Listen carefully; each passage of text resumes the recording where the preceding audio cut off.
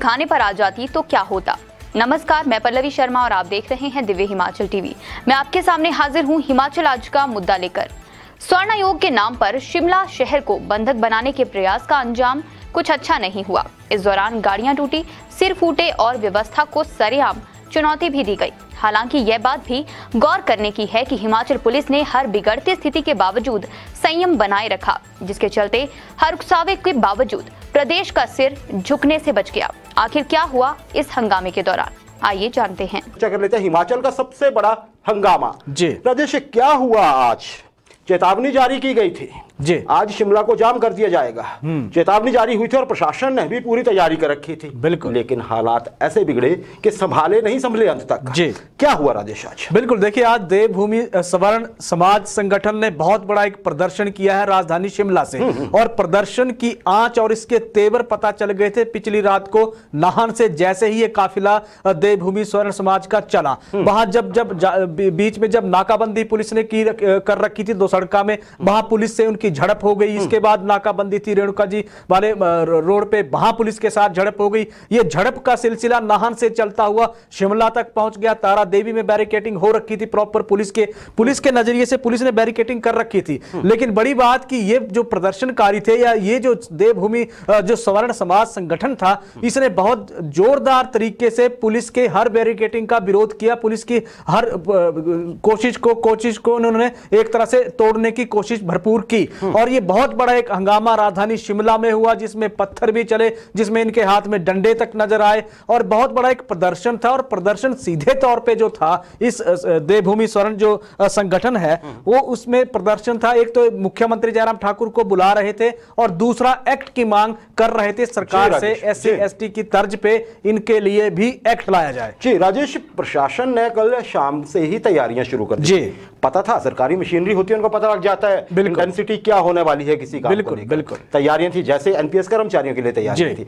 राजेश, 144 धारा 144 लगा दी गई थी, बिल्कुल है ना जी। लेकिन हश्र क्या हुआ उसका? सुबह घोड़ा चौकी से या जिस तरफ से भी ये लोग आए, वहां से बैरिकेड्स जो जैसे आपने बताया टूटते गए, मामला हिंसक होता गया, पत्थर चले, खून निकला लोगों से, कर्मचारी घायल हुए, पुलिस कर्मचारी ऑब्वियसली, बिल्कुल है ना जी। और ऐसी बातें कही गई जिन्हें संसदीय नहीं कहा जा सकता या टॉलरेबल नहीं है, वो जनप्रतिनिधियों के लिए हुई। और लास्ट में हम ये भी चर्चा करेंगे उसका अंजाम क्या हुआ। राजेश, आंदोलन हिंसक रूप क्यों ले गया जब सरकार को पता था, प्रशासन को पता था? जी देखिए, प्रशासन की तैयारियां थी और कल से ही धारा 144 शिमला में लग गई थी। दूसरी चीज बड़ी बात यह है कि क्योंकि टूटी कंडी जिस तरह से एंट्री करना चाहता था देवभूमि स्वर्ण समाज, और जिस तरह से ललकारा जा रहा था बार बार पुलिस को, प्रशासन को और सरकार को कि आप हमें आगे जाने दीजिए। टूटी कंडी में प्रॉपर एक बैरिकेडिंग पुलिस ने कर रखी थी, यहां से आगे किसी को जाने नहीं दिया गया। लेकिन जैसे ही ये काफिला वहां पहुंचा, अग्निहोत्री जी मुख्यमंत्री के जितने भी वहां होल्डिंग लगे हुए थे, तमाम होल्डिंग फाड़ दिए गए। राज्यपाल का, महामहिम राज्यपाल का रास्ता बदलना पड़ा, क्योंकि इतने हजारों की संख्या में ये लोग पहुंचे हुए थे, और पिछली रात से ही पहुंचने का सिलसिला शुरू हो गया था। हालांकि जो बाकी जो लोग थे, कई जगह क्योंकि इस तरह से व्यवस्था कर रखी थी पुलिस प्रशासन ने, प्रदेश भर रोक लिए गए थे, कई जगह केस इन पे हो गए कि जिस तरह से ये चले हुए थे इस प्रदर्शन में शामिल होने के लिए। अब अगर इनके नजरिए से देखते हैं तो ये जो नारेबाजी इतने बड़े स्तर पे वहां हुई या प्रदर्शन इतने बड़े स्तर पे हुआ, ये सरकार को अपनी ताकत एक तरह से दिखाना चाहते थे, और ताकत दिखाते दिखाते अब ये बात राजनीति पे पहुंच गई, राजनीति पे पहुंची और बुरी तरह उलझ गई है। राजेश, एक ये चीज बताइए, मांग क्या थी? जी बिल्कुल, मांग क्या है? बिल्कुल बिल्कुल है पे रखते हैं जी। क्या मांग है इन लोगों की? क्योंकि अधिसूचना तो सामान्य वर्ग आयोग नाम दिया था, शायद बिल्कुल कहते सवर्ण आयोग नाम दिया जी जी। उसकी अधिसूचना तो यहाँ तपोवन में जब पहले ही दिन की यहाँ पे एक रैली नुमा प्रदर्शन हुआ था जी, है ना जी, जो पहली कड़ी समझा जाएगा जी, विकराल रूप शिमला ने या पूरे प्रदेश ने देख लिया। राजेश, फिर क्या? और उसके बाद भी तो एक अधिसूचना जारी हुई, बिल्कुल देखिए रखे गए जी। देखिए, धर्मशाला में जो प्रदर्शन हुआ था, वहां से ही इस देवभूमि स्वर्ण समाज को एक तरह से टॉनिक मिला सरकार के खिलाफ प्रदर्शन करने का। इतने बड़े स्तर पे यहां प्रदर्शन कर दिया, क्योंकि इसमें पुलिस व्यवस्था जो धर्मशाला में थी पूरी तरह से इन्होंने तहस नहस एक तरह से कर रखी थी। लेकिन आज क्योंकि पुलिस ने एक तरह से कमांडो भी बाहरी प्रदेशों से बुला लिए गए थे, फायर ब्रिगेड की गाड़ियां तैनात कर दी थी। हालांकि 5 पुलिसकर्मी सीधे तौर पे घायल हुए हैं, झड़प के साथ जो हुई है, 2 गाड़ियां पुलिस की टूटी हैं। बड़ी बात यह है कि सामान्य वर्ग आयोग का सरकार ने उसकी अधिसूचना कर रखी थी कि धर्मशाला में जो हुआ था 10 दिसंबर की ये बात है, बिल्कुल बहुत बड़ा प्रदर्शन हुआ था। शीत सत्र के दौरान, और उस दिन सरकार ने, क्योंकि ये संगठन सवर्ण आयोग की मांग कर रहा है, लेकिन सरकार ने सामान्य वर्ग आयोग का गठन कर रखा है और इसकी अधिसूचना क्योंकि सरकार ने जारी कर दी थी, लेकिन देवभूमि जो सवर्ण समाज है ये सीधे तौर पे ये संगठन सरकार से एक्ट चाह रहा है, और एक्ट के लिए इन्होंने ये कहा है कि विधानसभा का अभी जो बजट सत्र चला, इस बजट सत्र में ना तो सरकार की ओर से इस एक्ट को लेकर कोई पहल हुई, ना ही किसी विधायक ने इस एक्ट को लेकर कोई मसला उठाया। अब सिर्फ अधिसूचना से बात नहीं बनेगी, एससी और एसटी के लिए जब एक्ट प्रदेश में बन सकता है या देश में बन सकता है, तो उस तर्ज पर सामान्य वर्ग के लिए, सवर्ण समाज के लिए भी एक्ट की इन्होंने एक तरह से सरकार से मांग की है, ताकि ये जो समाज है अपने अधिकारों की रक्षा कर सके। इसीलिए अब सरकार ने, क्योंकि इसके लिए जो एक तरह से उन्होंने गठन कर दिया है सामान्य वर्ग आयोग का, लेकिन ये कह रहे हैं कि क्योंकि ये राजनीतिक है, इनको संवैधानिक चाहिए, इसीलिए ये सबसे बड़ा ये आंदोलन आज चला है। जी राजेश, देखिए जितना हम समझते हैं जी, कोई भी एक्ट, कोई कानून जब बनता है ना, खासकर किसी वर्ग को लेके, समुदाय को लेके, एक लॉन्ग प्रोसेस है, एक लंबी जर्नी होती है शायद, है ना। तो एक तो इस पे जो आम आदमी है वो, उसका भी ये सोचना है कि क्या इतना जरूरी था इतना स्ट्रेस करना इसको, या किसी और नजरिए से भी ये संदेश सरकार तक पहुंचाया जा सकता था। बिल्कुल। अच्छा राजेश, एक और चीज देखिए, आज के प्रदर्शन में महिलाएं भी बहुत ज्यादा शामिल, बिल्कुल सही है ना, युवा थे, बुजुर्ग थे, बहुत सारे लोग थे और बहुत जोश में भी थे। अच्छा, जोश का क्या हाल हुआ राजेश? जब बोलते हैं जी कि होश खो जाता है और जोश ज्यादा होता है तो दिक्कतें होती है। आज शिमला ने वही विटनेस किया, घंटों राजधानी बंधक बनी रही। बिल्कुल सही, बस सर्विस तक रोकनी पड़ी राजेश, पत्थरबाजी हुई, लाठियां चलने की भी बात हो रही है, सही है ना, घायल लोगों के, घायल पुलिस कर्मचारियों के घायल होने की बात हो रही है।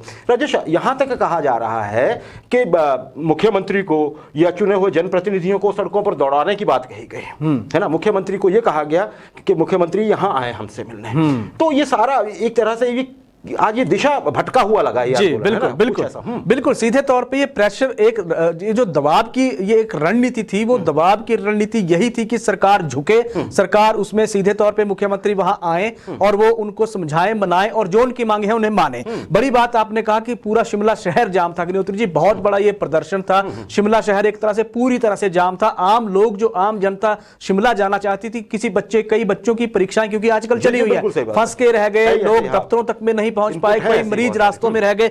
जो बिलासपुर वाला रोड पे पुलिस की बैरिकेडिंग शालाघाट थी, शालाघाट से आगे किसी गाड़ी को पुलिस जाने नहीं दे रही थी। वहीं मंडी से उस तरह से जो आ रहे थे उनको तवी में, उसके बाद तवी में रोका जा रहा था, वहां नाकाबंदी पुलिस ने कर रखी थी और ट्रैफिक को वाया चक्कर डाइवर्ट कर दिया था सारा। लेकिन तवी से लेकर अगर हम देखते हैं तो टूटी कंडी तक जाम ही जाम था, पूरी राजधानी चौक थी। ढली से इस तरफ किसी को आने नहीं दिया जा रहा था। राज्यपाल का काफिला बदल के जुनगा रोड से उन्हें भेजा गया शिमला। तो इस तरह का प्रबंध था, क्योंकि पूरा सिस्टम, पूरी राजधानी एक तरह से ठप थी, सिर्फ नारेबाजी, वहां नारे गूंज रहे थे। और जिस तरह से ये प्रदर्शन हो रहा था, ये प्रदर्शन, क्योंकि पुलिस को भी ये पहले से अंदेशा था कि ये हिंसक हो सकता है, धर्मशाला में इसका नमूना उन्होंने देख लिया था एक, अब ये हिंसक हो सकता था, तो प्रबंध उस तरह से पुलिस ने कर रखे थे। लेकिन बड़ी बात यह है कि उससे पहले ही जब ये इसको जब राजनीतिक रंग मिल गया, तो वहां से ये थोड़ी सी इसकी जो रफ्तार या धार है वो मंद पड़ गई। राजेश, मैं इस पे आ रहा हूं अभी आपके पास। देखिए, एक बात हो गई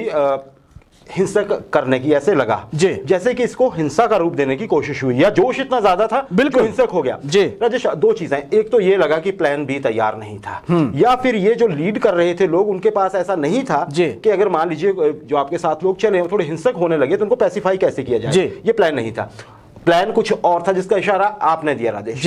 जैसे ही ये प्लान सामने आया, दरार दिखी और बहुत चौड़ी दरार। बिल्कुल हुआ क्या राजेश, क्या ट्विस्ट आया प्रदर्शन के दौरान? बिल्कुल, देखिए प्रदर्शन बहुत हिंसक चला हुआ था। 3 घंटे तक टूटीकंडी बाईपास पे जब हजारों की तादाद में ये लोग थे, तो रुमित ठाकुर जो इस आंदोलन को लीड कर रहे हैं, और उन्होंने सीधे तौर पे ऐलान कर दिया था कि मुख्यमंत्री जयराम ठाकुर को यहां आना पड़ेगा, नहीं तो इसके बाद फिर हम राजधानी या सचिवालय में सीधे तौर पे एंट्री कर जाएंगे। अब हुआ यह कि उन्होंने सीधे इसके बाद, जब क्योंकि पुलिस ने एक तरह से पुख्ता प्रबंध कर रखे थे, कार्यकर्ताओं को रोक दिया गया था, और इस बीच उन्होंने ऐलान कर दिया देवभूमि एक पार्टी का। इन्होंने ये कहा कि देवभूमि एक हमारी जो संगठन राजनीतिक दल की, हमारी जो ये संगठन है, इसका एक राजनीतिक दल अब बनेगा जिसका नाम होगा देवभूमि पार्टी। और ये पार्टी प्रदेश के 68 विधानसभा हलकों में ये 2022 में चुनाव लड़ेगी। अब जब यहां से इस तरह का ऐलान जब उन्होंने किया, तो उसके बाद संगठन में एक दरार एक सामने आ गई। कई जो कार्यकर्ता, क्योंकि आप ये देखिए कि वहां प्रदेश भर के कार्यकर्ता पहुंचे हुए थे, चाहे मंडी कुल्लू की बात हो, शिमला सोलन सिरमौर की बात हो, या किन्नौर या लाहौल की बात हो, बहुत दूर दूर से कार्यकर्ता वहां आए हुए थे। जब उनको ये लगा कि ये वो तो सीधे तौर पे आयोग के गठन की मांग करने को लेकर आए थे, वो एक्ट की मांग को लेकर आए थे, जब उसका राजनीतिकरण यहां हो गया तो इसके बाद वो दरार सामने आ गई। प्रदेश अध्यक्ष जो इनके रोमित ठाकुर हैं, उनके खिलाफ ही नारेबाजी वहां शुरू हो गई, कार्यकर्ता सड़कों पे बैठ गए, और कोई ये मामूली तादाद नहीं थी, ये सैकड़ों की तादाद में कार्यकर्ता इस फैसले से खफा नजर आए सीधे तौर पे। अब यहां से ये इस आंदोलन को एक तरह से आप ये कहिए कि आंदोलन की दिशा जब एक तरफ से मुड़ गई, दूसरी तरफ राजनीतिक जब ये आंदोलन हो गया, तो फिर अब इसकी धार पे या इसके जो जिस तरह से पहले ही कहा जा रहा था कि राजनीतिक, अगर हम सरकार का स्टैंड देखते हैं, उन्होंने तो सीधे तौर पे कहा था कि राजनीतिक आंदोलन हो रहा है, ये कोई सवर्ण समाज की मांग नहीं है, ये राजनीति की नजरिए से बात हो रही है, वो आज सच साबित हो गई राजधानी शिमला में। जी राजेश, जो आपने कहा अभी, जिससे मैं समझ पाया हूं जितना, देखिए एक चीज हमारे दर्शक भी थोड़ा मैं उनके सामने स्पष्ट करना चाहूंगा। ये जो एक आंदोलन खड़ा किया गया, जी ये ठीक है कि एक तरह से समाज सुधार से जोड़ा जा सकता है इस बात को, बिल्कुल है ना जी। समाज के किसी वर्ग की कुछ चिंताएं हो सकती हैं, कुछ अपेक्षाएं हो सकती हैं, शायद यही वजह रही कि जब धर्मशाला की तरफ ये कारवां निकला था विधानसभा सत्र के दौरान, तो कई जगह लोगों ने इसका स्वागत भी किया, स्वागत में बहुत सारे लोग इकट्ठे हुए थे। तब ये समझा गया कि एक समाज के एक वर्ग को, जो अगर ये माना जाता है कि उसके पूर्ण न्याय नहीं हो रहा है, तो उस पर विचार करने के लिए ये एक आवाज उठ रही है। बिल्कुल। लेकिन राजेश, आज जो शिमला में हुआ, उससे ये लगा कि डिसइल्यूजन्ड हो गए लोग, जितने भी लोग साथ चले थे, उनको ये लगा कि छल हुआ हमारे साथ। बिल्कुल। तो क्या इससे ये सवाल खड़ा नहीं होता है कि ये रूपरेखा ऐसा तो नहीं था कि राजनीतिक हित के जरिए शुरू से ही तैयार की गई थी, और उसमें एक बड़े वर्ग है ना जी, जो स्वयं को इस चीज से अटैच कर रहा था, उन मांगों से अटैच कर रहा था, वो कहीं आज आप खुद को छला हुआ पा रहा था। और एक और चीज इसमें मैं कहना चाहूंगा, पुलिस, हिमाचल पुलिस या जितनी भी पुलिस वहां पे लगी हुई थी, उसकी जितनी तारीफ की जाए राजेश, बहुत कम है। क्यों? क्योंकि इसमें पुलिस अगर थोड़ी सी भी नियंत्रित हो जाती तो वहां हजारों लोग जुटे हुए थे, है ना। छिटपुट हुआ है थोड़ा बहुत, लेकिन अगर चीजें हाथ से बाहर जाती तो फिर कैजुअलिटी हो सकती थी, किसी भी तरह की चोटें ज्यादा गहरी लग सकती थी, और बहुत से लोगों को हो सकती। बिल्कुल। तो मामला और बहुत ज्यादा कानून व्यवस्था से जुड़ जाता। बिल्कुल। क्या कहेंगे? बिल्कुल सही है। देखिए, पुलिस की भूमिका पे सबसे पहले अगर पहले प्रश्न चिन्ह लगा था जो धर्मशाला में इनका प्रदर्शन हुआ था, वहां से जिस तरह की व्यवस्था आज थी, आप देखिए ओक ओवर के बाहर पुख्ता इंतजाम थे, उसके अलावा सचिवालय के बाहर पुख्ता इंतजाम थे, राज्यपाल निवास के बाहर बहुत तगड़े प्रबंध किए गए थे। आप इसके बाद टूटीकंडी में जिस तरह की बैरिकेडिंग पुलिस ने कर रखी थी, बहुत बढ़िया इंतजाम थे। ये वही पुलिस है प्रदेश की, अग्निहोत्री जी, जो 2015 की नोटिफिकेशन के लिए लड़ रही है सरकार से, उसके बाद हमारी पे बैंड में करेक्शन करिए। ये वही पुलिस है जिसके 5 जवान आज प्रदेश में घायल हुए हैं इस हिंसक झड़प में। ये वही पुलिस है जिनकी नोटिफिकेशन सरकार जारी नहीं कर रही है, लेकिन इनकी ड्यूटी की जितनी तारीफ की जाए उतनी कम नजर आएगी वर्तमान दौर में। जिस तरह का माहौल था, प्रदर्शनकारियों के हाथ में पत्थर थे, प्रदर्शनकारियों के हाथ में डंडे थे। आपने प्लान ए और बी की बात की थी। प्लान ए सीधे तौर पे संगठन का यह था कि सरकार झुकेगी तो हमारी मांग मान ली जाएगी। प्लान बी उनका पहले से तैयार था अग्निहोत्री जी कि हम चुनावों इस पार्टी का ऐलान करेंगे, चाहे मांग मानी जाए चाहे ना मानी जाए। ऐसा भी एक्सपर्ट मान रहे हैं कि अगर मांगे मान भी लेती सरकार तो भी शाम को घोषणा हो जाती। आज बिल्कुल हम राजनीतिक दल भी बना रहे हैं क्योंकि उससे हमें और ज्यादा मदद मिलेगी। वही बात है। अब ये बड़ी बात है कि राजेश, अब अंत में मैं आपसे ये जानना चाहूंगा आपकी राय कम शब्दों में, किस तरफ जाता देख रहे? क्या आंदोलन ये खत्म हो गया अब? जैसा जिस तरह से जो शिमला में हुआ, और सिरमौर के लोग खास करके ज्यादा डिसइल्यूजन्ड दिखे उस टाइम पे, बड़े वो व्यथित दिखे ये राजनीति की ओर बढ़ते हुए देखे इस आंदोलन को। बिल्कुल। अब क्या होगा? बिल्कुल सही है। देखिए, अगर हम सीधे तौर पे कहें तो इस आंदोलन को एक तरह से जिस तरह का ऐलान हुआ पार्टी बनाने का या चुनाव लड़ने का, उसके बाद से अब इतना ज्यादा एक तो भावुकता लोगों की नहीं होगी और इतना ज्यादा समर्थन अब मिलने की उम्मीद इसमें दिख नहीं रही है निकट भविष्य में। बड़ी बात अब यह है कि क्योंकि इसमें पुलिस ने 2 तरह की एफआईआर दर्ज कर ली है। पहली एफआईआर जो पुलिसकर्मी घायल हुए हैं, जिसमें एएसपी भी शामिल, अग्निहोत्री जी, एएसपी क्यूआरटी शामिल है, 4 जवान और पुलिस के समान, एक तो वो चीज हुई है। दूसरी गाड़ियां तोड़ी गई हैं, 2 पुलिस की गाड़ियां वहां तोड़ी गई हैं। तीसरी जो इसमें चीज सामने आई है वो एनएच जिस तरह से चक्का जाम, पूरा शहर, आप पूरी राजधानी जिस तरह से ठप कर दी गई, उसको लेकर एफआईआर इन पे हो गई है। लेकिन इस आंदोलन को अगर हम देखते हैं तो जब ये दिशा भटक गया है आंदोलन, तो अब इसका भविष्य अब एक तरह से प्रश्न चिन्ह लग गया भविष्य। जी। सबसे ज्यादा खुश इस समय राजेश एक तो प्रशासन होगा और एक सरकार। बिल्कुल। क्योंकि जो इतना दबाव बना हुआ था, प्रेशर कुकर जैसा, वो रिलीज हो गया। बिल्कुल रिलीज हो गया राजेश। बिल्कुल। अब ये आंदोलन आगे बढ़ता भी है जी, तो थोड़े से सवाल तो खड़े रहेंगे साथ साथ। सही है।